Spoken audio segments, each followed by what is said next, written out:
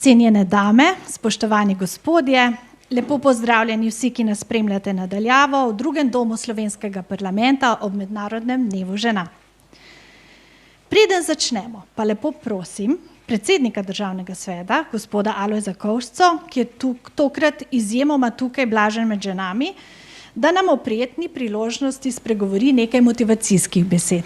Izvolite.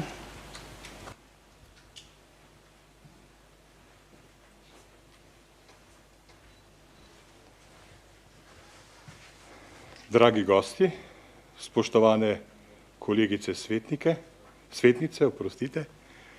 spoštovane sodelavke, dovolite, da vam najprej v svojem imenu in imenu Državnega sveta Republike Slovenije čestitam vaš praznik, 8. marec, dan žena. Lepo je, da se na vas spomnimo tudi druge dneve, ne samo ob 8. marcu, ampak 8. marec je pomemben zaradi tega, ker se vas takrat spomnimo tudi institucionalno, ker je na današnji dan tudi čas, da pogledamo za leto nazaj, kaj smo vam dobrega in kaj smo vam slabega storili. Kdaj smo vas poslušali in upoštevali in kdaj vas nismo. Kdaj smo vas spoštovali in kdaj smo si drznili, da vas nismo. Vloga ženske, posebno v politiki, je izjemno težka. Imam mamo, soprogo, 2 hčeri. Približno si predstavljam, kako to izgleda, ko moraš vsak dan presojati med tem, ali se posvetiš družini, ali se posvetiš politični karieri, ali poslovni karieri, ali pa kar vse troje hkrati. In moram reči, da vas res občudujem za vse tisto, kar storite za nas, za ljudi, za domovino in za boljši svet, v katerem naj bi živeli naši in vaši otroci. Jaz bi se na tem mestu najprej rad zahvalil strokovnim sodelavkam, ki izjemno dobro opravljajo svoje delo v Državnem svetu, na katere se lahko vedno zanesemo in ki ob naši včasih nevednosti prispevajo svojim strokovnim znanjem, da svojo nalogo boljše opravljamo.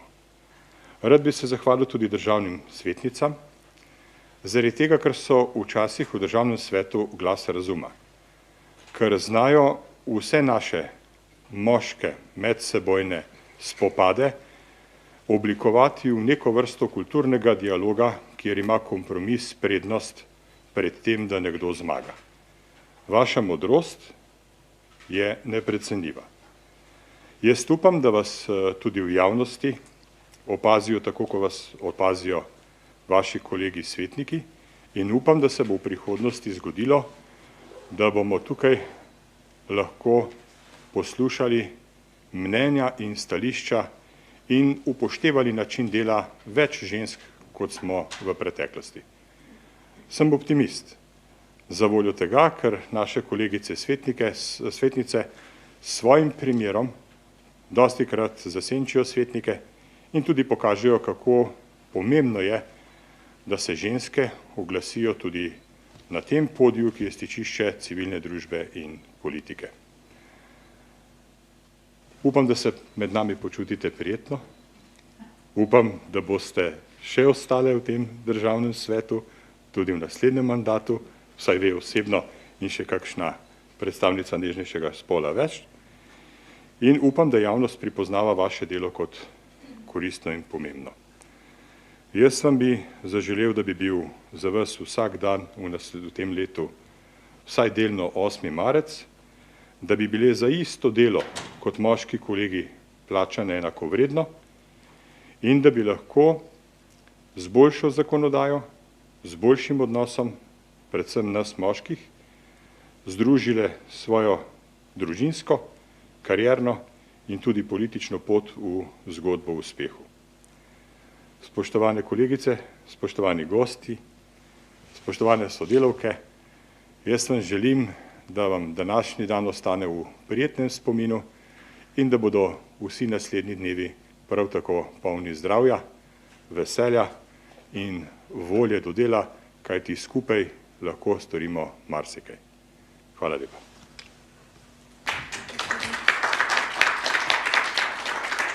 Najlepša hvala za tako lep in iskren poklon. Nedaleč stran Mladinska knjiga danes predstavlja prvi roman trilogije izpod peresa britanske pisateljice Deborah Levi, nov roman o ženski in ženskah. Naj v uvodu današnjega pogovora izpostavim njen zapis. Neopatriarhat 21. stoletja zahteva, da smo pasivne, vendar ambiciozne, materinske, vendar poželjive, požrtvovalne, vendar izpolnjene. Bile naj bi močne, moderne ženske. Pa smo res. Danes bomo odstrle ženske teme na poseben način. Mogoče razbile kakšen tabu, sicer pa se preprosto imele fajn. V naši družbi pozdravljam državne svetnice, gospo Bojano Potočan, gospo Marijo Lah, gospo Branko Kalenić Ramšak, gospo Lidijo Jerkič in dve posebni gosti. Modno oblikovalko Majo Štamol-Drolc in najučiteljico in literatko, sicer pa danes zvezdo dneva, gospo Nino Jelen. Lep pozdrav.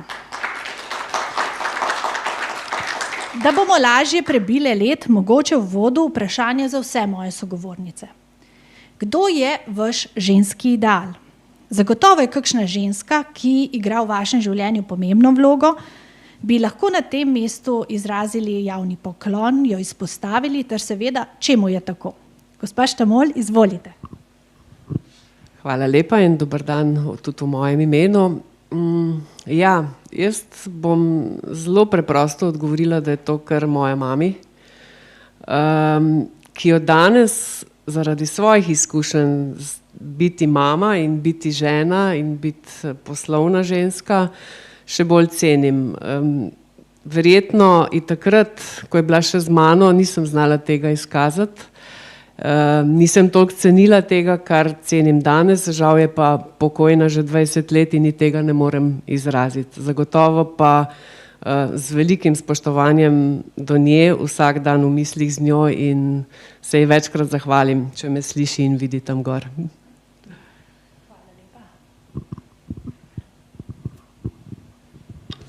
Lepo pozdravljeni tudi z moje strani.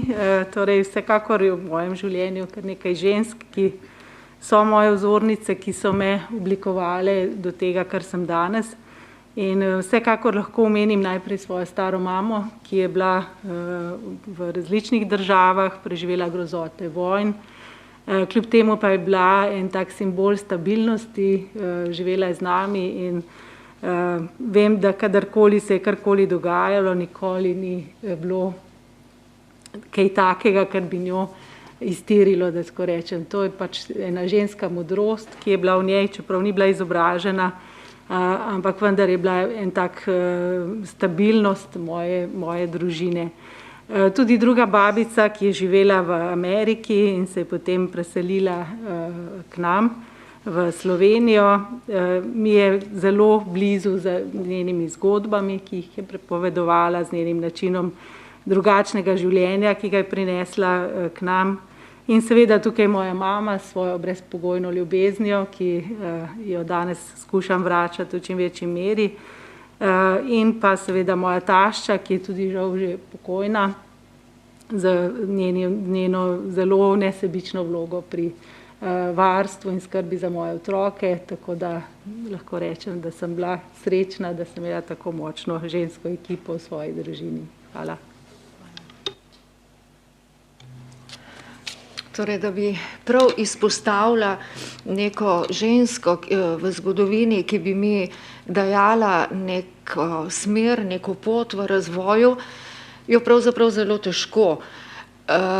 Zelo rada prebiram biografije velikih voditeljev ali pa pomembnih žensk, Marija Terezija, Margaret Thatcher, recimo, Clintonova vsekakor tudi. Iz vsake nekaj poberem, da bi pa prav vzornik bil eden in edini, pa ne, ker mislim, da je vsak človek nekako svojstven in da mora svojo pot poiskati sam, glede na svoje karakterne lastnosti, ki jih ima, na okolje, v katerem deluje, in se mora pač preprosto znajti.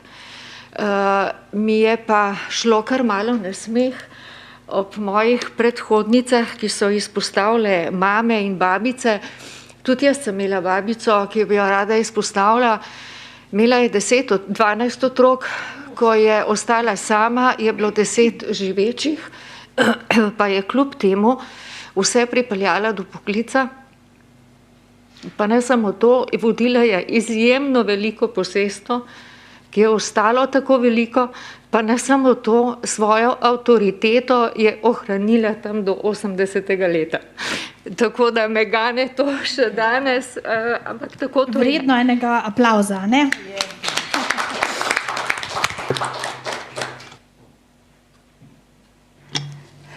Lep pozdrav vsem. Seveda jaz bi tudi se poklonila svoji mami in babici, predvsem, ki tudi je imela nek zdrav odnos do življenja, neizobražena, ampak seveda trdno na tleh v tem svetu.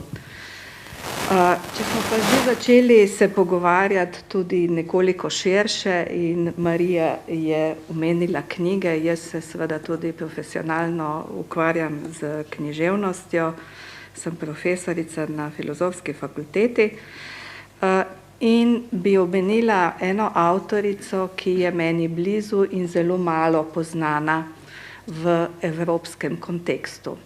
Gre za avtorico iz 17. stoletja v Mehiki, seveda kaj drugače kot Nuno, ki to je Juana Inés de la Cruz, se pravi, rekli bi Ivana Inés od križa.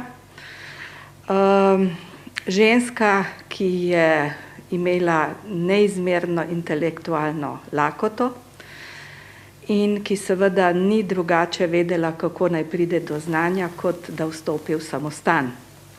To je bila pogosta usoda žensk, tako v Evropi, kot seveda v Ameriki v tistem času.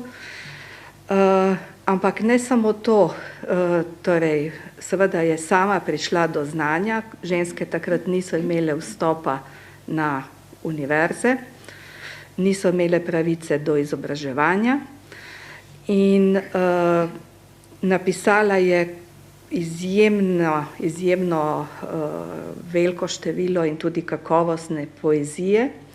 Bila je v stiku z španskimi avtorji in seveda tudi recimo potem tudi gledaliških del, kar pa jo je predvsem nekako izpostavilo v današnjem času.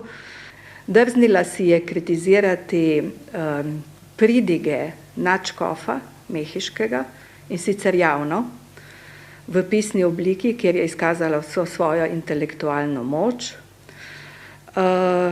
in seveda dobila potem en oster odgovor, ki ga je ta nadškof napisal pod psevdonimom in njen odgovor je bil še bolj oster in sicer v tem odgovoru je branila pravice žensk do izobrazbe, pravico žensk do znanja in lahko rečemo, da je nek prvi feministični v pozitivnem smislu glas, zagotovo v Ameriki, ampak tudi v Evropi, kaj takega konec 17. stoletja nimamo. Tako da sem želela to zgodbo deliti z vami. Hvala. Hvala predhodnicam. Tudi jaz sem razmišljala podobno kot Marija. Ne najdem odgovora, kdo bi bil lahko tisti moj vzornik, ki bi ga izpostavila pred vami. Vsako obdobje življenja je zaznamovala določena oseba in nekako v smislu, ko potrebuješ lekcijo, se najde učitelj. Se je v tem času zvrstilo kar nekaj žensk, zagotovo mama in babica, ki je bila strašno trdoživa. Na nek način sem v življenju pobirala od vsake pomalo, zdaj rezultat pač je, kakršen je.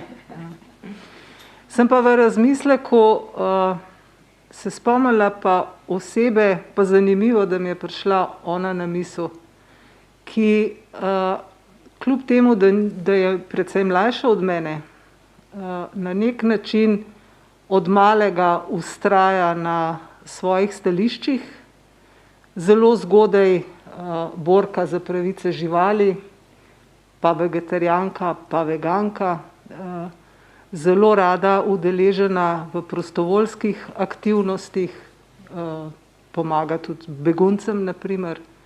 In to je moja hči. In zdi se mi, da zagotovo je moja hči, ampak sem in tja se mi zdi, da ne vem, kaj sem dobrega v življenju naredila, da je ta otrok izpadel tak, kakršen je izpadel. In sem izjemno ponosna na njo in tudi zelo lotim se včasih, da se imam od nje zdaj pa že kaj za naučiti.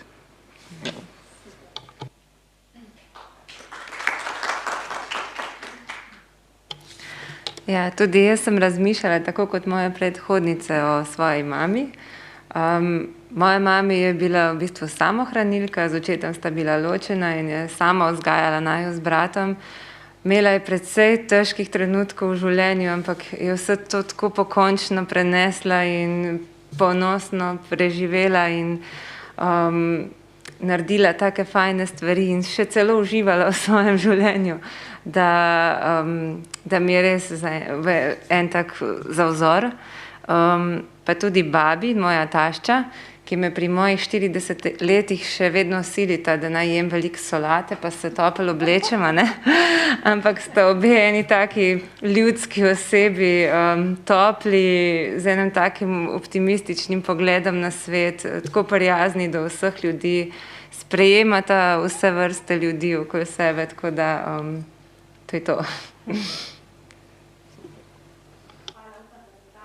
Poklon, signal pozitivne energije šel do pravih nosilcev. Gospa Lidija Jakič, ženske smo si po drugi svetovni vojni vsaj na deklarativni ravni pridobile enakovreden položaj z moškimi. Imamo volilno pravico, pravico do javnega izražanja lastnega mnenja, do izbire partnerja, moža, poklica, kariere. Prepuščena nam je pravica v rojstvu otroka, dovoljeno nam je tudi upravljati do nedavnega moška dela. Poleg pridobljenih pravic in možnosti pa je gospodinjsko delo, poleg rojevanja otrok in vzgoje, ostalo breme nekaj vmes med delom in nedelom. Nekaj samoumevnega. Vi tudi vodite sindikate, vi poznate delo do obisti, po formi in normativih, se je stereotipna delitev družbenih vlog spolov spremenila v zadnjih 30 letih do te mere, da lahko danes govorimo o popolnoma drugi zgodbi. Ja, spremenila se je. Ne moramo pa govoriti o popolnoma drugi zgodbi in tudi ne popolnoma enako pri vseh. Zagotovo je generacija, ki je nekoliko starejša, recimo moja generacija, živela drugače. Jaz se še spomnim obdobij, ko je bil tudi delovnik bistveno drugačen, ko je bilo mogoče biti ob 2 ali pa 3 doma, poskrbeti za kosilo, otroke in vse ostalo. In tudi generacija tedanjih fantov in moških je bila verjetno drugačna. Zdaj je vendarle te delitve dela med moškimi in ženskami več, tudi bolj enakomerno razporejena, tudi fantje poprimajo za marsikaj. V mojih časih jaz nisem srečevala očetov z vozički v parkih, zdaj je to pravzaprav zelo normalno. Je pa to še vedno proces. Ni nekaj, s čimer smo lahko zadovoljni, tudi ni nekaj, kar je zagotovo privzeto pri vseh, in še vedno obstaja latenten upor, mogoče bolj kot odkrit, proti takim načinom obnašanja. V mestih je drugače, kot je na vasi.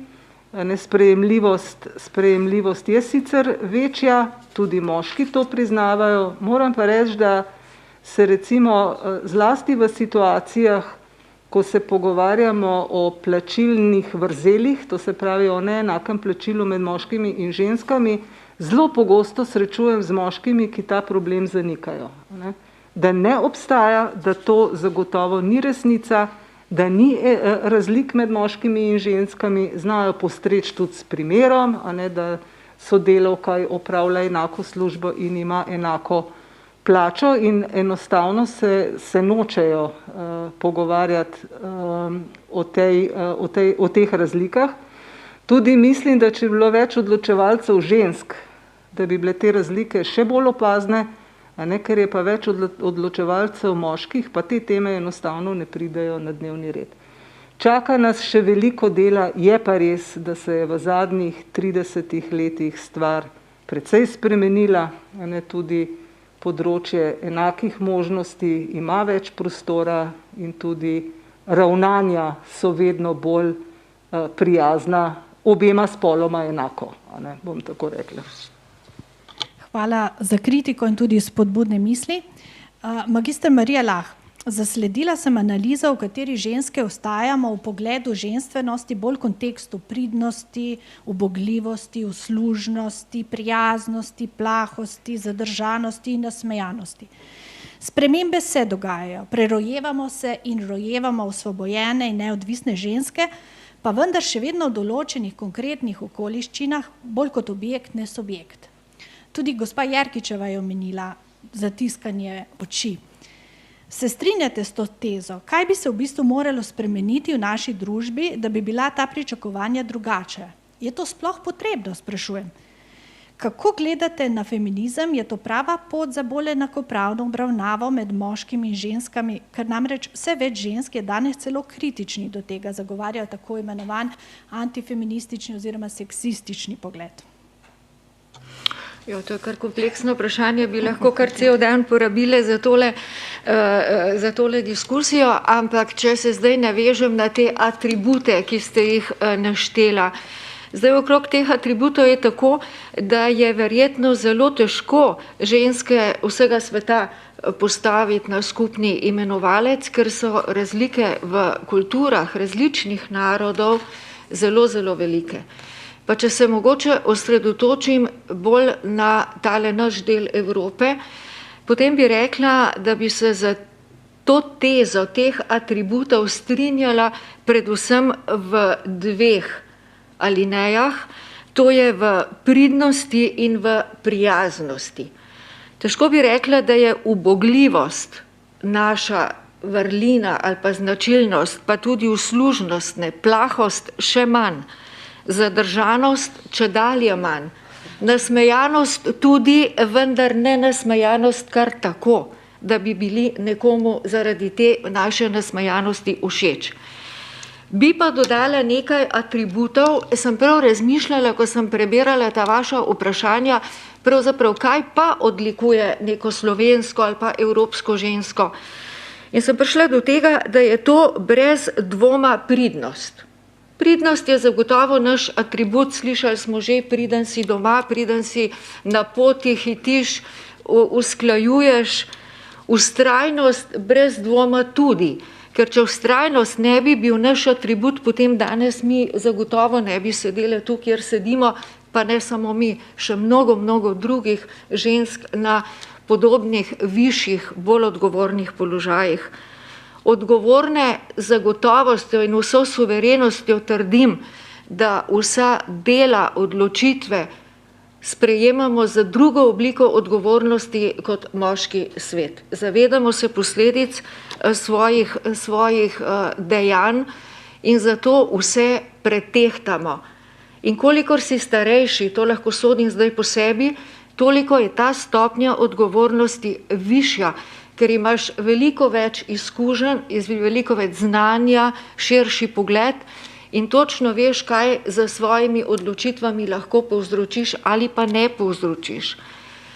Navezovanje družbenih stikov in sposobnost ohranjanja le-teh je pri ženskah dokazano višja, prav tako tudi povezovalnost, že predsednik je v nagovoru rekel in tudi dejansko v praksi v samem državnem svetu so ženske, spomnim se kolegico Ramšakovo, Bojano pogosto, Lidija je že nekoliko bolj ostra, da tako rečem, kako so se trudile najti mehak kompromis, da zadeva ni prišla do nekega prepira, do nekega razkola. Pa še nekaj je, kar odlikuje ženske, moških pa ne. Ciljna usmerjenost. Mi ženske smo izjemno ciljno usmerjene in potem gremo proti temu svojemu cilju, ki ga pa že vnaprej dobro pretehtamo in vemo, da je to prav.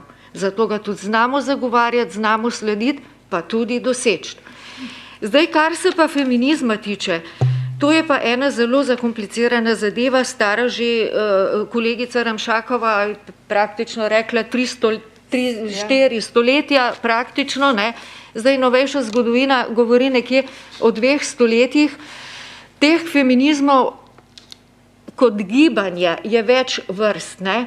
Še najbližji mi je, mogoče tudi zaradi mojih let pa moje generacije, ta socialistični feminizem, ampak jaz o feminizmu govorim takrat, kadar gre za neko gibanje, ki se zavzema za odpravo neenakosti, za odpravo diskriminatornosti. To je lahko tudi med moškimi, da se ne bomo razumeli narobe, da je to samo neko gibanje, ki poteka med ženskami. To ni ženska, ki tolče po mizi, kadi cigareto, pije viski in zahteva višjo plačo. To je gibanje, ki se bori za odpravo neenakosti med spoloma.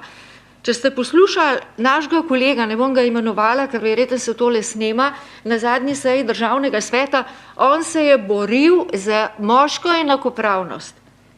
In to odkrito, pa ne prvič. Pa je izjemno velik intelektualc.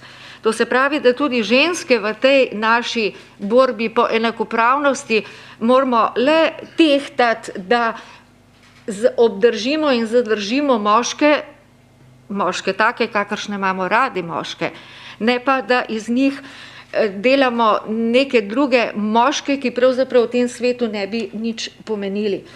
Tako da, če že delimo v zgodovinskem poteku ta feminizem, potem mi je najbližji ta socialistični, imel je strogo izoblikovane cilje, ne vem, pravice delavcev, delovni čas, volilna pravica, varne hiše in tako naprej. Medtem ko vsi kasnejši feminizmi, vključno s tem danes današnjim liberalnim, imajo pa tudi svoje felerje, da tako rečem. Ta liberalni feminizem ohranja nek družbeni red in ne uvaja nekih novosti, ne uvaja nekih sprememb, samo navzven lepotno bi želel nekaj spremeniti. Nisem pa zagovornik radikalnega feminizma, ker noben radikalizem nikjer pravzaprav ne pelje v pameten napredek. Skratka, zagovarjam feminizem takrat, kadar se le-ta zavzema za enakost med spoloma. Tako da jaz mislim, da v družbi kot taki, saj ta družba, če me že sprašujete, je nastavljena kar v redu v svojih temeljih. Je pa seveda vprašanje, kako mi vsi skupaj od politike dalje to družbo vodimo. In če jo vodimo v ekstreme, to ni dobro, če jo vodimo premehko, to spet ni dobro, če jo vodimo razpršeno, je do neke mere dobro, vendar je seveda vedno treba imeti svoj kompas, da stvari gredo naprej. Se pravi, ni klub rezerviran samo za ženske in upam, da vas moški kolegi naši v Državnem svetu poslušajo. Biološki spol kot družbena kategorija vse bolj postaja socialna kategorija.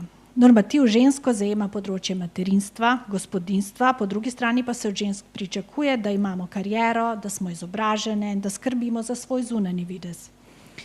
Podoba sodobne ženske kot skrbne matere, žene, gospodinje ostaja ves čas nespremenjena. Dodaja pa se ji še razna druga funkcija, od skrbi zase, za telo, zdaj tudi za duha, izobraževanje, še bi lahko naštevali. Dan ima kljub vsemu samo 24 ur. Obremenjeno ženske populacije zaradi družbenih pričakovanj pa je izjemna. Doktor Kalenić Ramšakova, kako vi osebno čutite ta pritisk? Gre za tekmo med ženskami ali kaj drugega? V bistvu, kakšna so pričakovanja in zahteve do žensk v akademskem svetu? Ja, hvala lepa za to vprašanje. Jaz bi nekako takole obrnila odgovor.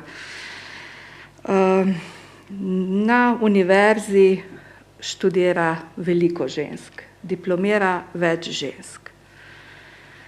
Čim pa gremo potem višje, ko zaposlujemo od asistentov, docentov, izrednih profesoric, sploh pa na najvišji stopnji rednih profesoric, pa žensk kar nekje zmanjka.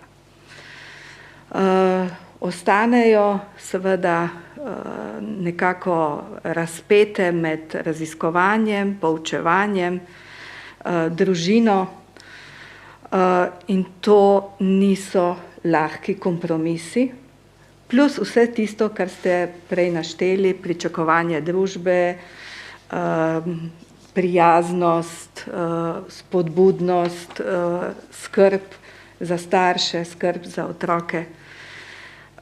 Tako da v bistvu mislim, da je neka analiza pred kratkim pokazala, da je na Univerzi v Ljubljani, kjer je približno 6000 zaposlenih, samo 30% žensk v najvišjem rangu rednih profesoric. Se pravi, višje, ko gremo, višja stopnja odločevanja žensk pravzaprav ni. Ali jih res ni? Ali jih ne slišimo? Ali jih ne znamo spodbuditi, da se odločijo, če so že vstopile na to res težko akademsko kariero, ki največje kompromise zahteva takrat, ko moraš ustvariti svojo družino. Tudi sama sem šla čez to in tudi šla sem čez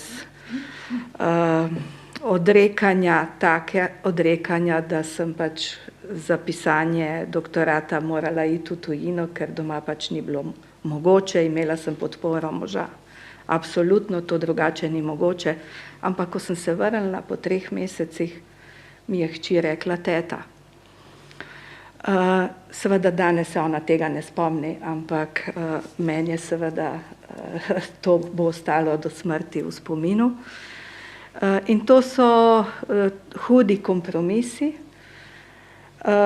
tako da se na tej poti potem ženska nekako mora odločiti, ali se res mora odločiti, ali ji ne dajemo dovolj spodbude. Žal na akademski ravni je vse odvisno od spodbud kolegov, na institucionalni ravni ni teh premislekov zaenkrat še, kako se ženska, ki pride s porodniške, vključi v raziskovalno sfero, enako kot moški, ki je 1 leto raziskoval intenzivno, gradil svojo raziskovalno mrežo, ženska pa seveda se ukvarja, pač je doma na porodniški in je prav tako in seveda tudi, če ima podporo doma moža in staršev, vendar ni v enaki poziciji. In tako naprej. Mnoge ženske seveda se potem odločijo, da nekje se ustavijo svojo akademsko kariero na sredini, da ne bodo šle do najvišjega naziva, ki seveda zahteva kar precej rezultatov, tako pedagoških kot raziskovalnih. Habilitacijska merila, ki smo jim podvrženi, v bistvu niso nič prilagojena in je tako prav, da so enaka za moške in ženske, ampak kje je tukaj institucionalna vzpodbuda, ki je nisem imela jaz, ko sem bila pred toliko desetletji na začetku te akademske kariere, ampak je ni tudi danes. Danes v bistvu, kar se je pokazalo še posebej zdaj v času covida. Jaz sem na primer urednica tudi 2 znanstvenih časopisov in ko urejamo zdaj številke, ki tečejo, ki se normalno, zadnje številke revij, dobivam informacije pač raziskovalk, pravijo, žal nisem zmogla napisati tega članka, čeprav sem ga obljubila zaradi covid situacije, zaradi šolanja otrok doma, zaradi gospodinjskega dela, ki je padlo naenkrat name, kot se zdi, kot da smo se vrnili desetletja nazaj, na osnove, enakosti med spoloma. In dejansko zaenkrat podpore institucije, akademske institucije tukaj ni nobenega premisleka. Jaz upam, da se bo to kaj spremenilo. Jaz sem bila tudi dekanja 4 leta in kakor se zdi mogoče filozofska fakulteta, tako ženska fakulteta in dejansko je več študentk, pa sem v 100-letni zgodovini filozofske fakultete bila šele 3. dekanja. Se pravi, ženske so in treba je imeti posluh, da jih vključujemo tudi in pozivamo na najvišja mesta, na mesta odločevalcev. Ženske se ne bomo prijavile, ženske ne bomo tekmovale z moškimi za te funkcije, se prej umaknemo. Ampak družbo je treba nekako vzgojiti, da je bolj senzibilna, da spodbudi tudi ženske za najvišja mesta, tako kot v gospodarstvu, tudi v akademskem svetu. In pravzaprav moški oziroma celotna družba se mora zavedati, da bo bolje vsem, če bo več uravnoteženosti. To se mi zdi zelo pomembno. Hvala. Hvala. Pravzaprav zelo enostaven recept. Več spodbude. Gospa Bojana Potočan, o iskanju stika s svojo ženskostjo govori v knjigi Blagor ženskam tudi Alenka Rebula, ki smo jo pred leti ob tej priložnosti gostili tukaj v Državnem svetu.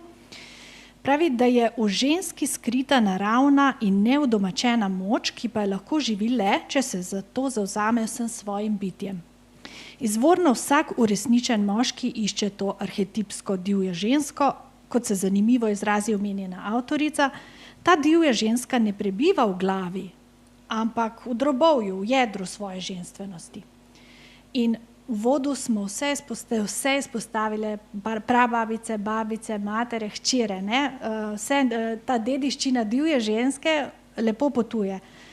A česa se v bistvu pravzaprav želimo osvoboditi? In česa na tej poti nikakor ne bi smele izreči, zatajiti ali karkoli?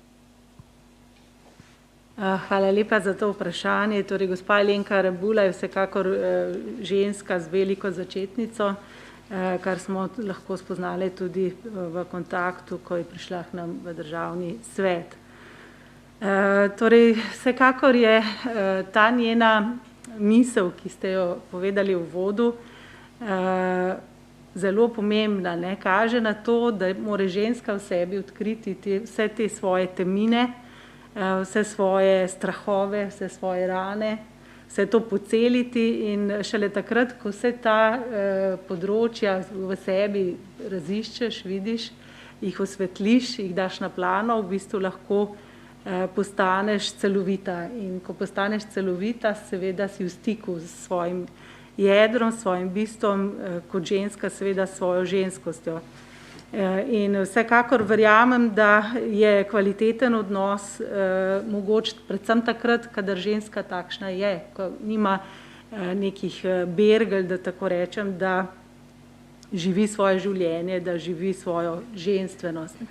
Seveda na drugi strani se pričakuje ravno takega tudi moškega, ne? Da bo tudi on seveda osvetlil vse svoje spet temine, strahove, kakršnekoli šibkosti, jih ravno tako ozdravil in bil potem seveda sposoben takega celovitega odnosa. Ampak rekla bi, da je to v naši družbi prej redkost, kot pa en tak odnos in en tak, bom rekla, osebnostni razvoj, tako na strani žensk, kot na strani moških, da bi v bistvu v take odnose lahko stopali. Na žalost je vse preveč torej nekih bergel, nekih, bom rekla, ran, nekih namišljenih mask, ki si jih postavljamo v življenju in ki nam pravzaprav onemogočajo, da bi zaživeli vse svoji celovitosti. Tako da jaz razumem predvsem to kot nek osebnostni razvoj, ki pa je po moje doživljenjsko delo, ne. Vse izkušnje in če imamo neko pripravljenost, da se s tem soočamo, nas pravzaprav peljejo v to smer, da ozaveščamo neke svoje tegobe, šibkosti, neka področja, ki jih moramo še razviti in mislim, da je bistvo v tem, da skušamo to delovati nekako ravnoteženo, da osvetlimo vsa ta svoja področja in jih kot neka celovita oseba potem tudi realiziramo. In tukaj mislim, da je potrebno sodelovanje moških in žensk. Tukaj ne moramo govoriti, da se samo en spol lahko v tej smeri razvija. Tukaj gre za razvoj družbe in za v bistvu neko pristnost, da tako rečem. Pristnost v odnosu, ki gotovo pelje lahko v neke globine in neke prekrasne stvari. Vkolikor seveda tega ne zmoremo, to seveda ne more biti merilo za vse, marsikdo na tej svoji poti zaradi nekih travm, zaradi nekih težav tudi obupa in pride prej do da tako rečem, nekih točk, preko katerih ne more, tako da zaradi tega je težko govoriti o tem nasplošno, to je pač en tak ideal, ki ga skušamo po svojih najboljših močeh dosegati, koliko nam to uspeva, je pa to drugo. In mislim, da tisto, kar bi morali v tem razvoju, tudi ženska kot taka, seveda pač ohranjati to svojo ženstvenost, to svojo vzdržljivost, kot je povedala že kolegica, tudi to pridnost, to je lastnost žensk, tudi to svojo intuitivno plat, ki jo ženske imamo, bolj razvito, posebej, če smo dovolj pogumne, da si upamo temu prisluhniti. Vsekakor bi bilo pa dobro, da opustimo predvsem to, da same sebe gledamo s tujimi očmi. Z očmi zahtev družbe, z očmi nekih ljudi, da moramo najti to vrednoto in to, kar želimo v sebi. Ne? In to lahko najdemo, ko prečistimo te neke navlake, ki se nam naberejo iz okolja, iz odnosov, v katerih smo. In če smo pristne, če v bistvu najdemo to svojo notranjo pot, potem tudi lažje funkcioniramo z družbo, tudi lažje postavljamo meje, tudi nimamo težav potem uveljaviti nekih svojih pravic. Ampak to je zdaj seveda spet bi bilo nedostojno, če bi to zahtevali od vseh žensk, ki se pač so v različnih izhodiščih, nekateri pač tega enostavno ne zmorejo. Prebrala bom za konec mogoče ta citat gospe Alenke Rebula, ki je tako lepo rekla: življenje ne bo nikoli urejeno, zmeraj pa lahko stojim v njegovi sredini in se pustim urediti za razmere tistega hipa. Ne? Kar tudi pomeni, da moramo nehati biti preveč samokritični, preveč zahtevati od sebe, da je treba v življenju se malo prepustiti in si tudi reči, v redu sem, tudi če nisem opravila vseh kljukic današnjega dne. Hvala. Ja, te seznami so zelo, zelo dolgi. Ne? Se pravi, ne bojo nas dušile te maske, za ene druge maske se moramo v bistvu majčkeno zamisliti. Lepota za žensko igra pomembno vlogo. Zanjo pomeni, da je sprejeta v družbi in da se dobro počuti v lastni koži. Skrb za telo in ohranjanje večne mladosti sta visoko na prioritetni lestvici sodobnih žensk. Gospa Štamol, vi ste vrhunska in priznana modna oblikovalka. Kaj je za vas lepa ženska? Ljudska modrost namreč pravi, da obleka naredi človeka, naredijo vaše obleke lepe ženske. Ali naredijo ženske vaše obleke lepe? Ja, seveda, ženske v zadnjih letih svojemu videzu posvečamo več pozornosti verjetno, kot so jo posvečale prej naše mame. Če se spomnim svoje mami, je imela v kopalnici Solejo in Nivejo, nič kaj drugega. Danes v moji kopalnici je bistveno več pripomočkov, takšnih in drugačnih. Tudi imam to prioriteto oziroma si vzamem to za prioriteto, da si zjutraj 1 uro časa namenim sprehodu, se pravi moji rekreaciji, da si vzamem čas za nego, za gibanje, za moje fizično počutje. Seveda tega v preteklosti ni bilo verjetno v taki meri. Ali je danes ko pride stranka recimo v moj atelje, mi mož pravi včasih, da sem delno psihoterapevt, ker seveda se pogovarjamo o marsičem drugem in tudi sama se želim pogovarjati o marsičem drugem, zato ker skozi ta pogovor spoznam žensko, ki bom svetovala, kaj naj obleče, da bo lepša, da bom izpolnila njene želje, da bo njena postava oziroma obleka skrila tisto, kar želimo skriti, da bomo poudarili tisto, kar je lepo. Zdaj, jaz sicer mislim tako, da obleka seveda je pomembna, do neke mere pomaga pri tej samozavesti, pri lepoti ženske, čeprav še vedno menim, da je tista lepota, ki prihaja od znotraj, veliko bolj pomembna. Jaz imam med svojo prijateljico, ki bi lahko rekla, da po svoji postavi in teži nikakor ne upravičuje statusa vitke ženske ali pa ne vem, ženske z naslovnice, ampak sem prepričana, da kjerkoli se pojaviva skupaj, bo ona prej pritegnila svojo energijo kot jaz, pa imam verjetno kar nekaj kilogramov manj. Hkrati pa seveda se dostikrat zgodi tudi to, da obleki daje življenje stranka oziroma gospa, ki bo to nosila.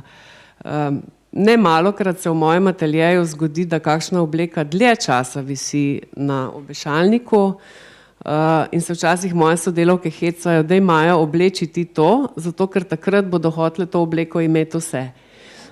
In je res, ne, da pač vsak da energijo potem čisto drugačno in se to dostikrat zgodi, da potem, ko oblečem jaz, bi to imele še druge gospe oziroma nosile, pa se tudi obratno zgodi, da potem njim ne funkcionira tako. Se pravi, je ena taka umetnost, ki jo je potrebno obvladati ali pa znati, da obleka naredi človeka in obratno. Hvala in zagotovo obvladate to zelo dobro. Podobno kot parfum, ne, ki je na vsaki ženski malo drugačen. Zdaj gremo še v en nov krog, pa vas bom poskušala majčkeno pospešiti v tem drugem krogu. Moje sogovornice, gospa Jerkičeva, angažirana feministka Silvija Federici ocenjuje, da je diskriminacija žensk v razmerju do moških in pa to, da imajo manj družbene moči kot moški, to smo tudi danes ste same priznale, posledica tega, da so ženske sicer že od nekdaj delale toliko kot moški, vendar pa so po večini upravljale dela, ki jih družba ni priznavala kot službe. Družbena nemoč ženske je posledica razvrednotenja dela v gospodinjstvu, pravi. Vprašanje za vas pa je, kako vi doma rešujete problem gospodinjstva. Imate delo razdeljeno med družinskimi člani, nekaj ste v uvodu že o tem govorili, ali si poiščete zunanjo pomoč. Zdaj, tudi s tem pa nova dilema. Ali je ta zunanja pomoč privilegij, ali pa priznanje poraza, da nekaj ne uspemo upraviti, kot bi morale ali bi si želele. Ja, zdaj glede na to, da verjetno moj gleda tale prenos, bom kar poštena. Delo doma imamo pri nas zelo pravično razdeljeno. Moj dragi je v penziji in vse domače delo pripada njemu. In mora reči, da je med tistimi, jaz težko sodim, koliko takšnih še je, ki mu to niti ni zelo težko. Nikoli se ne pritožuje, vedno bo poskrbel, da je kosilo skuhano, ko pridem domov in sem zelo okregana, če zamudim ali pa če nočem jesti. Tudi pospravi za seboj in si tudi uredi pomoč, če jo rabi. Tako da jaz imam neznansko srečo, kar se tega tiče, ali pa je bil to izbor. Zdaj ne znam presoditi, jaz bom rekla, da je bila sreča, ampak kar nekaj misli danes je šlo v smeri odgovora. Jaz mislim, da ko se človek vseeno, je to ženska ali pa moški, sprijazni sam s seboj, ko se odloči, kaj bi želel in na kakšen način bo to počenil, ne glede na to, kaj delajo drugi, pa ne glede na to, kaj je moderno, pa ne glede na to, kaj se drugim zdi prav, je našel odgovor za življenje s samim seboj. Delo na sebi je bil stavek, ki ga jaz menda 40 let nisem razumela. Delati je treba na sebi, delati je treba na sebi. Odgovora, kako pa delaš na sebi, pa nihče ni dal. In potem je v nekem razdobju, situaciji, v okoliščinah kliknilo, kaj pomeni delati na sebi. In od takrat moram reči, da je meni življenje bistveno lažje, tudi okrog mene so ljudje, ki me izpolnjujejo, tisti, ki me pa obremenjujejo, pa niso dolg okrog mene, pa nič zaradi tega ne zgubim. Tako da še enkrat, kar se dela, mogoče samo še komentar, ta pomoč v gospodinjstvu. Jaz mislim, da bi vsak, ki meni, da ga to obremenjuje, si mogel urediti na način, da to prevzame kdo drug ali da si najamejo pomoč, kakorkoli že. To tudi mislim, da ni pretirano drago, in jaz imam še zmeraj rajš umazana okna, kot pa da ob nedeljih stojim na lojtri, ker če sem v hribih, ne vidim umazanih okn tako in tako. Hvala. Delo na sebi, se pravi, podarjeno nam je orodje brez navodil. Tako. Magister Marija Lah, v tej hiši domuje politika. Ženskove kvote so se izkazale kot neučinkovite, k aktivaciji žensk kot nekem takem pravem ukrepu niso prinesle rezultatov. Tudi v državnem svetu imamo zgolj 10% zastopanost žensk. Prav zaradi vaše izjemne, to mislim kolektivne kakovosti, tega ni čutiti na naših sejah in v javnosti, ker ste v bistvu tudi izjemno aktivne in prepoznavne kot državne svetnice. Vi ste tudi predsednica Trgovinske zbornice Slovenije, torej ženska na visokem položaju. Kako se v bistvu politika enakopravnosti v današnjem času odraža v velikih gospodarskih družbah in kakšne so izkušnje recimo v multinacionalkah, s katerimi imate ogromno opravka? Mogoče, da začnem kar z statistiko, ni najnovejša, tam je stara 1-2 leti, ampak Slovenija je po enakosti med moškimi in ženskami, kar se tiče recimo položajev, ki jih pač zasedajo, nekje na 7. mestu med 144 državami. 10 let nazaj je bila tam nekje okrog 50. mesta. Skratka, tu je bil narejen določen premik naprej. Ko me spomnite na ženske kvote, me spomnite tudi na en posvet, ki je bil v državnem svetu. Mi smo ga imeli skupaj z Univerzo v Ljubljani oziroma z določeno fakulteto. In ko sem lepo prosila, naj me nikar ne vključijo v ta posvet kot aktivno sodelujočo, ker sem bila praktično edina, ki nisem bila naklonjena ženskim kvotam. In potem sem bila pravzaprav zanimiva, prav zaradi tega, čeprav mi je bilo kar težko zagovarjati to svoje stališče ob tako veliki zavzetosti za te ženske kvote, ki so se v nekih 4-5 državah izkazale z nekim rezultatom, povsod drugod pa ne. Ker ključno za mene, pa tudi mislim, da je bilo danes to že izpostavljeno, je, da si ženska želi biti nekje na nekem vodilnem položaju. Torej, želja mora biti, če želje ni, potem ti tega, pa če tega cilja nimaš, potem ti tega nikoli ne boš dosegel. Ker to, kar je Branka prej razlagala, jaz se strinjam, da mora biti tudi neka družbena spodbuda, vendar korak v to smer moraš narediti ti sam. Ti kot ženska moraš narediti korak sam, ob tem se moraš zavedati, kaj so tvoje posledice. In to, da po noči delaš za službo, in to, da si najameš gospodinjsko pomočnico, če je potrebno. Skratka, vse to je potrebno proučiti, preštudirati in potem narediti korak. In to je pot, to ni samo korak. Je pa mogoče ta korak najtežji.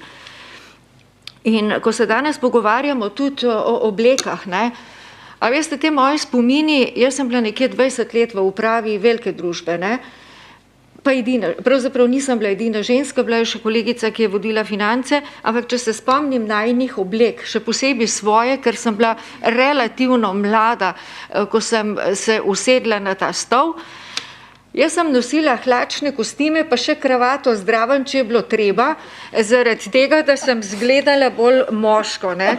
Ker mojih 1,60 m in svojih tistih 53 kg je bilo pač za ta moški svet premalo. In ko sem prvič sklepala nekje v južni državi posel, vreden kar veliko denarja, se je moj poslovni partner je kazal veliko večjo željo, da bi se pogovarjal z mojim šoferjem, ker moj šofer je bil moški, kot da bi se za ta posel pogovarjal z mano. Vendar to je bilo samo 20 let nazaj. Taki smo bili, kljub moški obleki, kravati in ne vem kaj še vse, je bilo zelo težko pravzaprav prodreti. Res pa je, da dejavnost, v kateri sem delala, je bila izrazito, pa še danes je, moška. Tako da ta pot, ko ti stopiš na to pot, moraš vse vedeti, kaj te pravzaprav čaka, sicer te pokoplje in enostavno nisi uspešen. Veselje mi je, ko gledam tudi te statistične podatke, če že hočete, ne, tudi za Slovenijo. V Sloveniji je bilo še 5-7 let nazaj v upravnih odborih oziroma v upravah družb tam nekje 15% žensk. Danes jih je 23, še vedno premalo, v Evropskem parlamentu jih je malo manj kot 30, ne. To je že neka taka, bi rekla, tretjina je že kar neka solidna številka. V Sloveniji teh 23% je še vedno premalo, pa zato ne krivim niti vzpodbud od zunaj, pa niti moškega sveta, ampak predvsem bi želela povedati, da ženske za svojo samozavestjo, znanjem, osredotočeno, ciljno usmerjenosti, moramo se samo boriti za to. To, kar je Branka prej rekla, da ženske ne bomo tekmovale. Jaz mislim, da ja, ženske bomo tekmovale. Če želimo zaseči neko delovno mesto, neko odgovorno delovno mesto v svetu, v družbi neki pomen, potem je treba tudi tekmovati. Pa to ni nič slabega. In seveda moraš pa zato imeti pogum, samozavest, moraš pa znati tudi premagovati poraze. Poraz je del uspeha, kakorkoli že obrnete, ni vedno vse lepo. Tako da mislim, da je tudi narobe, da kvaliteto neke družbe ali pa razvitost neke družbe ali pa države merimo samo po tem, koliko žensk sedi v velikih družbah ali pa v upravnih odborih. Jaz sem v Sloveniji neizmerno ponosna na vse tiste male podjetnice, lastnice in voditeljice malih družb, ki so svoje biznise ustvarile iz nič. One so bile vse, one so bile tajnica, marketing, računovodstvo, finance, vse funkcije so morale obvladati, da so svoj biznis razvile. In teh je kar nekaj. In one so zmagovalke. In njim je treba posvetiti več pozornosti, ker v veliki družbi seveda so veliki problemi, vendar ti je mnogo lažje, ker imaš strašno veliko supporta. V mali družbi, ki jo ti sam ustanoviš, sam vodiš svojim lastnim denarjem, je to veliko teže. In one so zmagovalke. In tudi ta podatek je pomemben, koliko teh samostojnih podjetij oziroma lastnic družb je v določeni državi in ne nazadnje, koliko bruto družbenega proizvoda prinesejo, ne. Tako da stvari grejo počasi naprej, vendar še enkrat bom ponovila. Na nas, ženskah, je odvisno, koliko v bodoče bo žensk v upravnih odborih. To ni samo stvar družbe kot celote. Hvala, gospa Lah. Zdaj ste dodali še dve novi vrednoti ženskosti, prilagodljivost in iznajdljivost. Doktor Branka Kalenčar-Remšak, gibanje Jaz tudi, mi tu, nekatere navdušuje, nekaterim vzbuja nelagodje, gre za nek nov val feminističnega gibanja. Kako ga v bistvu sploh pojasniti, kam se bo razvilo in kje so njegove meje? Vemo, da so, kako bi rekla, hodniki fakultet, priročna arena za to vrstne razmišljanja. Kot predstavnica univerze in inštitucij znanja vas pa sprašujem, je ženske danes sploh še mogoče šteti za neko enotno interesno skupino? Ja, hvala lepa za to. Kar težko vprašanje, sicer pa seveda zelo aktualno. Se mi zdi, da je v bistvu smo v tem nekem samokritični refleksiji tudi naše družbe naredili s temi zadnjimi dogodki en korak v bistvu naprej. Morda ni slučaj, da so se v bistvu ti dogodki ravno razkrili v akademskem svetu.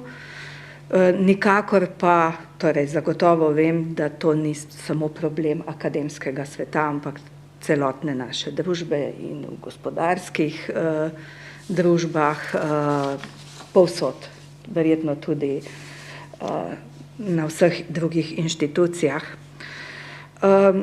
Pred leti, ko je prišlo to gibanje MeToo, jaz tudi nekako ni bilo nekega odmeva v Sloveniji. Se mi zdi, da je kar bila tišina. Sedaj pa, ko so se ti dogodki razkrili na Balkanu, v Beogradu, Zagrebu, Sarajevu, se mi zdi, je pa in to v akademski sferi, je v bistvu se je razkrilo tudi kar nekaj zgodb pri nas.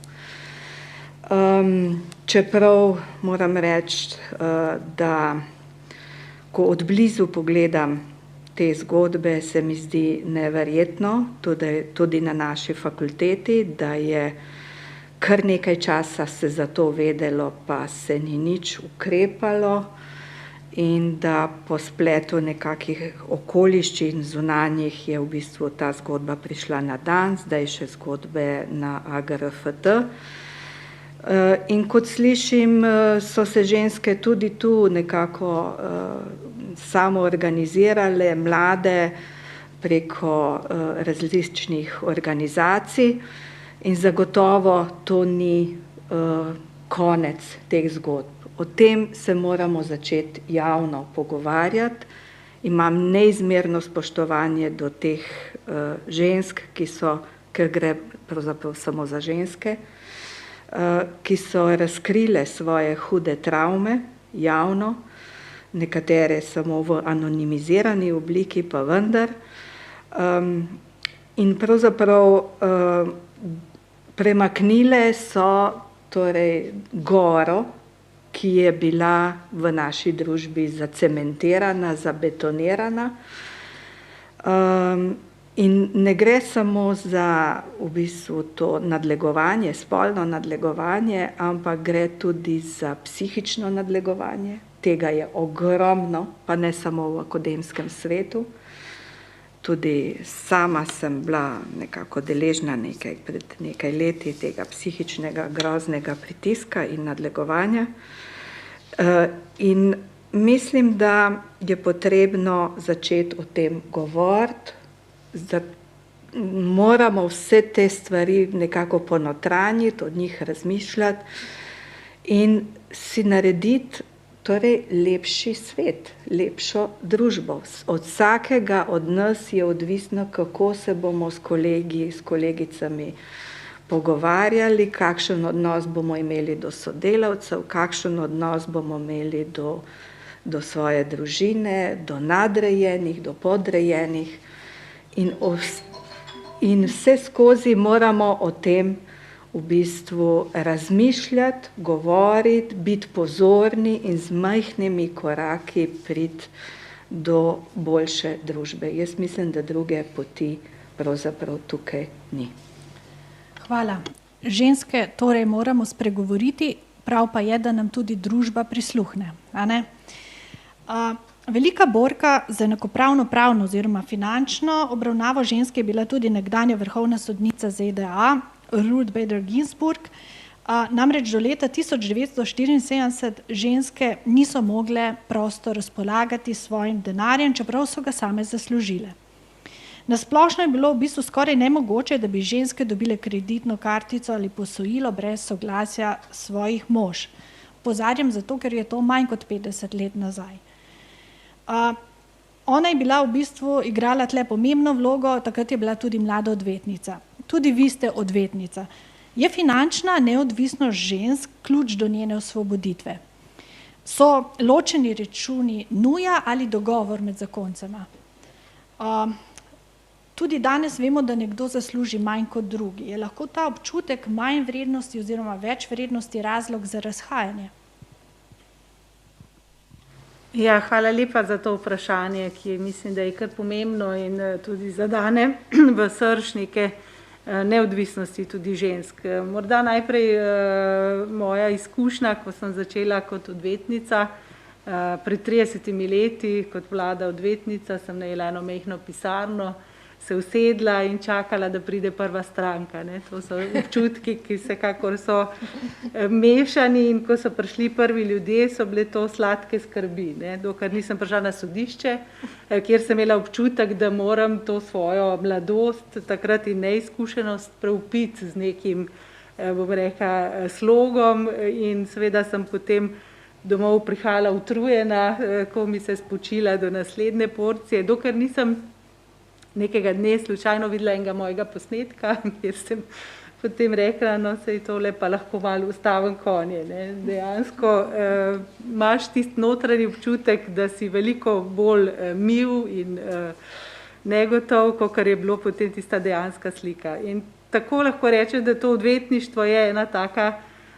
šola, ena taka zelo močna izkušnja, skozi katero greš kot čez ene valove, včasih se ti barka malo razbije, pa se jo spet zlepiš in se staviš skupaj. Ampak zakaj to govorim? Ker to je gotovo bila zelo moja velika želja, da postanem odvetnica že v času študija. Bi si jo pa težko prvošla v otrocih, če ne bi imela razumevanje svojega moža, ne? Ker je dejansko moral prevzeti velik del torej pomoči, odgovornosti in tudi teh trenutkov, ki so seveda me se na tak način lotevali. Tako da tukaj, kar se tiče samega finančne neodvisnosti, po kateri me sprašujete, je vsekakor zelo pomembno za žensko, da je finančno neodvisna. To pomeni svobodo, to pomeni, da lahko odločaš o svojih nekih stvareh, lahko se odločiš tudi, da zapustiš nefunkcionalno zvezo, česar morda v nekih razmerih ali pa v družbah, kjer to ni mogoče, ne moreš, in da se dejansko realiziraš skozi to svoje življenje. Ne.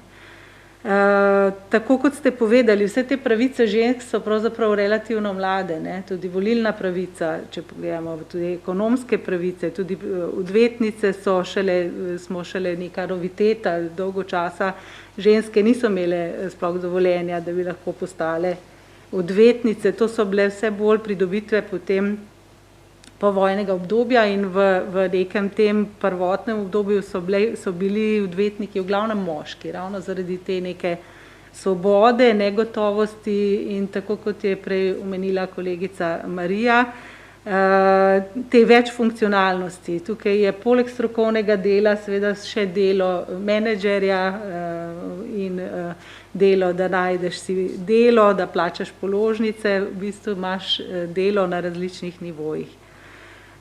Tako da rekla bi, da družba kot taka seveda more opolnomočiti ženske, da bodo lahko finančno neodvisne, da tudi tiste ženske, ki se odločijo mogoče za drugačno pot in ne želijo se uveljavljati skozi kariero, da se na nek način ovrednoti tudi njihove prispevek morda v gospodinjstvu, v varstvu otrok, v skrbi, da jim to omogoči neko samostojnost in to pomeni pravzaprav svobodo.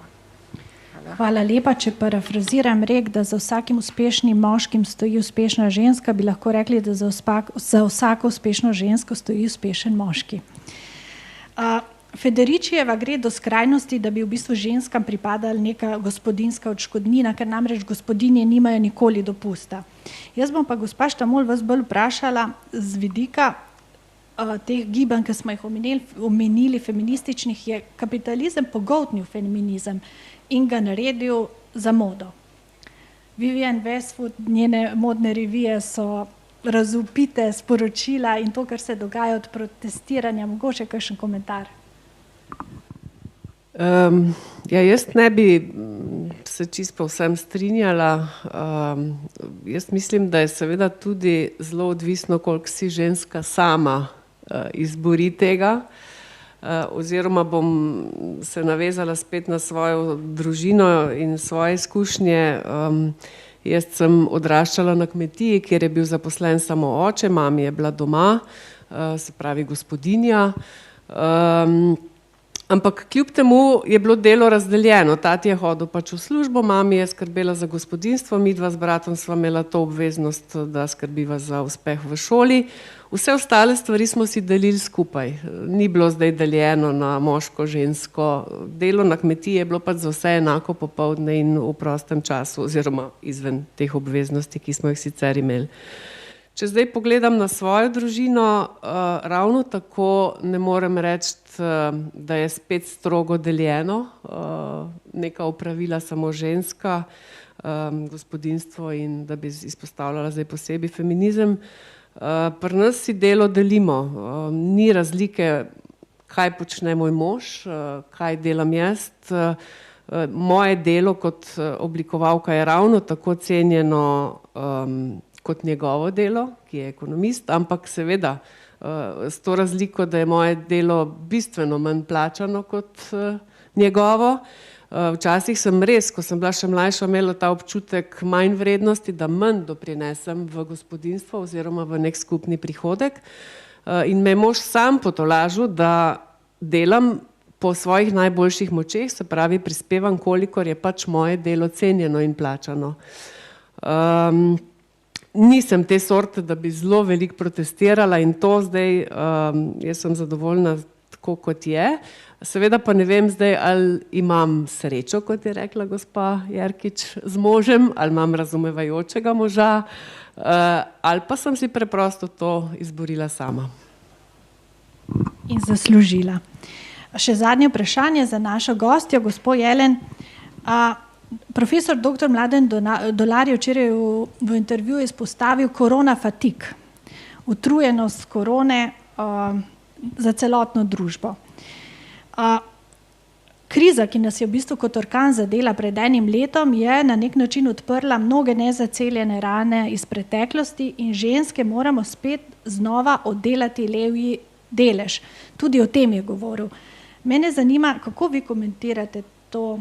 Tudi v bistvu vaša zgodba, vi v bistvu imate danes in tudi boste imeli še v naslednjem letu zelo naporen delovnik. Kako lahko je v bistvu kriza tudi priložnost? Bo rodila kriza neko novo žensko? Zdaj, če je ta kriza glih pomagala ženski, ne vem, ker smo tudi že zdaj veliko slišali o tem, da so ravno ženske bile tiste, ki so nosile to breme, to tudi nasilje in vse te stvari. Če pa pogledam malo z pozitivnega vidika, je pa recimo moj prijatelj rekel, da je prvič videl, kaj vse njegova žena naredi doma, ki je bil takrat pa z njo doma, ona je pa tudi učiteljica in je rekel, da od takrat jo pa še toliko bolj cen. Prvič se je v bistvu zavedal, kaj vse zmore ena ženska doma in učiti otroke v šoli, ta gospodinjska opravila, še za sebe malo poskrbeti. Tako da mogoče pa je kdo to videl. Sicer pa mislim, da moramo začeti že pri najmlajših se pogovarjati z njimi o tem. Jaz sem imela nekaj let nazaj en tak projekt o spolnih stereotipih. Začel se je tako, da sem svoje učence vprašala, če lahko ženska vozi traktor in je en fantek rekel, da ne, da to pa tudi slučajno se ne more zgoditi. Tako da mi smo potem to raziskovali, iskali podatke o ženskih, o poklicih in tako dalje. V glavnem ugotovili smo, kako so že v trgovinah police razdeljene na moške in ženske, kako so recimo sam britvice dražje za ženske, ker so roza, kot za moške. Veliko knjig smo na to temo brali in preden smo to obravnavali, so res zelo stereotipno odgovarjali na vprašanja, kot so, kdo bolje poje, fantje ali punce, kdo bolj igra nogomet, kdo bolj kuha, ati ali mami, ne. To so bili res tak stereotipni odgovori, na kar smo mi ugotovili, da imamo v razredu eno punco, ki vse premaga v nogometu in res jim zabije tak gol, da je noben fant ne more premagati in enega fanta, ki je res čudovito pel. In se mi zdi, da so se pa takrat kar prebujati začela, ne. Tako da na koncu tega projekta je prišla k meni ena punčka in je rekla, da zdaj je pa gotovila, da ni treba, da vedno kup roza pulover, da lahko kup tudi druge barve, ne. In da prej se s svojim bratom ni hotela igrati vojake tam v gozdu, ki so živeli na podeželju, ker je rekla, da to ni za punce. A zdaj se pa z njimi igrala in je ugotovila, kako je to fajn. Tako da sem sama se pol čestitala. Se mi je res delno, da sem nekaj naredila na tem področju. In zakaj je to pomembno? Prvič zato, da sprejmejo sami sebe takšne, kot so, da odkrijejo, kaj sploh so, pa da sprejemamo tudi drugega takšne, kot smo. In pa isto zato, ne, da pač tudi ženske lahko vozimo traktor. Hvala lepa. No, nekatere stereotipe smo razbili, ne? Ženske za volanom, pa moške za štedilnikom, ne? Nekatere pa še bomo. Jaz bi žal tole našo pogovorno omizje zgolj prekinila, pa ne zaključila, ker bi ga nadaljevala naslednje leto. Bi pa prosila dr. Branko Kalenić Ramšak, da poda neko posebno darilo za vse ženske tega sveta. Jaz bi se zahvalila najprej vsem kolegicam v državnem svetu, ki tako vestno skrbijo, da naše delo lepo poteka, in še posebej sekretarki naše interesne skupine, dragi Neži. Za vse nas bi pa prebrala eno čudovito pesem Toneta Pavčka iz leta 2012, Angel za žene. Ni lepšega od njega, ni bolj koristnega od njega, ni bolj milega od njega, kot je angel med angeli, angel za žene. Povsod je in nikjer, v kuhinji, sobi, štali. Je tu in tam, dela 1000 stvari, opravlja, pospravlja, kot mravlja, a zmeraj tako sam, tako zapuščen, kot kamen na suhem vodnjaku. Ob vsakem koraku zazveni, se lomi, pada, je spet kakor balast, odvržen v gluhem rogu, sam v sebi sprt, sam v sebi razdrt. A čez vse divje krajine, čez viharje, udarce, čez plohe grdih besed, je on varovan kakor cvet, ki ščiti, varuje, ki brani, ki ga od dela za 2 nič ne prežene. Je grob pred silo, pred viharjem je angel. Za žene nežen, bežen, sredotežen. Vase obrnjen k sebi, a še bolj k drugim. On dobro ve za en sam glagol ljubim. Hvala. Drage dame, najlepša hvala vam za to prijetno druženje, zbrano občinstvo vam pa hvala za pozornost in nasvidenje do prihodnjič.